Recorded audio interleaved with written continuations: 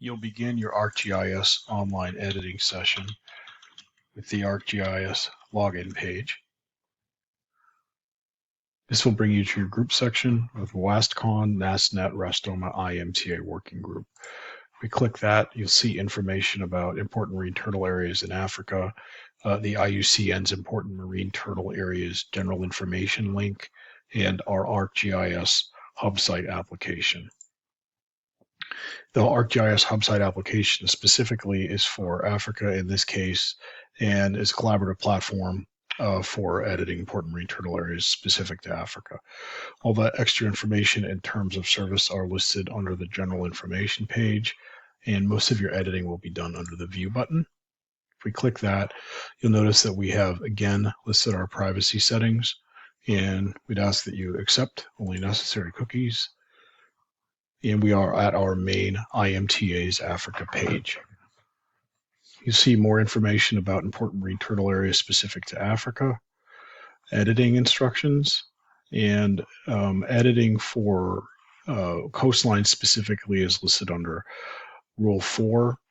We just wanted to point out that it's unnecessary while you're editing to follow the coastline too closely. As you'll see, this is acceptable. In post analysis processing, we'll go ahead and cut these bits of data off the shape files. For clarity, I want to point out that where the edit button and the save button are on your main editing map, which is here.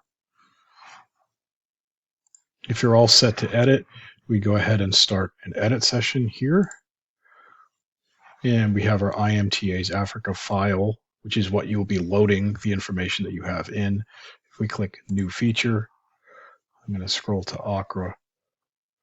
Let's go ahead and add some information. Notice I'm not paying too much attention to where it ends up in the land area. Once you double click your data, it'll show you the rough outline of your polygon that you've added. If you want to make adjustments, if you single click it, it will show you the vertices, and we can go to settings and enable snapping. Snapping involves the attachment of any vertices to another feature. If we use feature to feature, like if you have another important marine turtle area that you would like the one you're adding to attach to, or we can add a latitude longitude grid where the vertices can be shifted around to and they'll attach. If we're all happy with our actual layout of the data, we can go ahead and add our attribute table information, name of area. I'm going to say Accra region, contact person, Brendan Hurley, country, Ghana. Species name, I'm just going to pick leatherbacks. Geographic delineation, Ghana, region. Biologically significant. You're more than welcome to put yes. I'm going to put no for just this example. Culturally significant, let's say sure, yes. Why culturally significant? We're going to say historical records. Cultural reference, I'm going to say May 2020 history of Ghana and sea turtles. And finally, we have our numeric ranking section. So we've got criteria, importance to country, 1 through 5, 1 being least, 5 being most, 5. I'm just putting numbers in as an example. If you see an asterisk, it's a requirement for distinctiveness and diversity. If you have supporting documentation like reports, peer-reviewed literature, photographs, etc., we can add supporting documentation under the Add button and select File. I'm going to just add, for this example, the IMTA guidelines, and you'll see those data have been added. So we got all of our information plus our IMTA supporting document. If we're happy with these data, we can go ahead and hit Create. And so one of the issues that I have found that may happen to you is you did fine, you added your data, and the file you created just happens to disappear.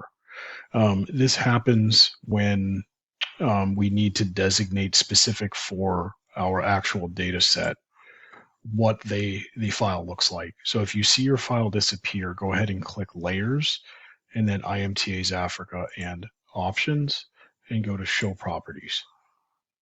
If we go to Edit Layer Style, you'll see Creator is listed here.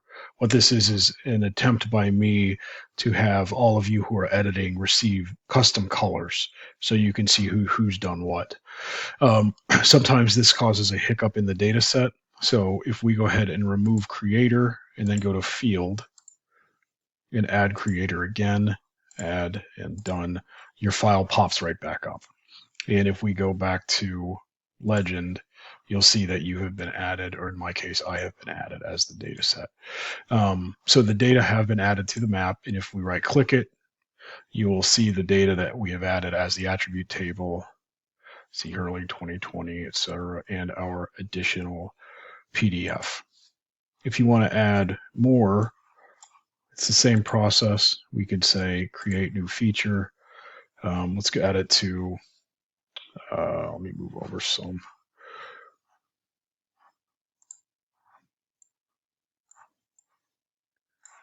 Let me add over here.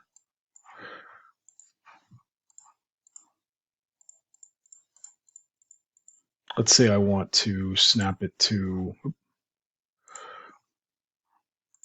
the feature that we have. We have feature to feature snapping on, so it should grab onto the data. And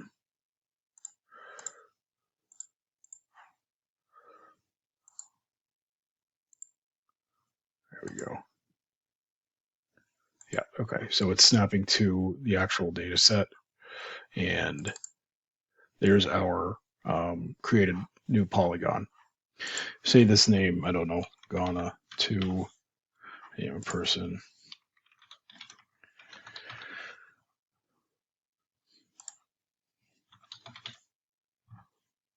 Let's say it's another leatherback, geographic delineation, Ghana. No. And the rest of these I'm just going to fill in randomly.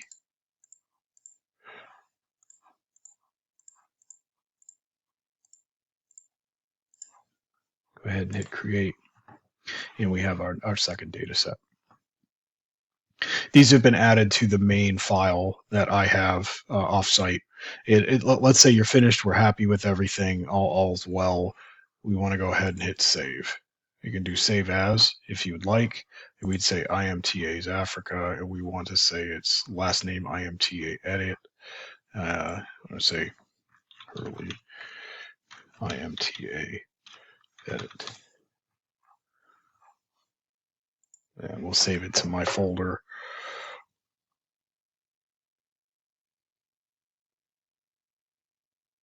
And you should be done.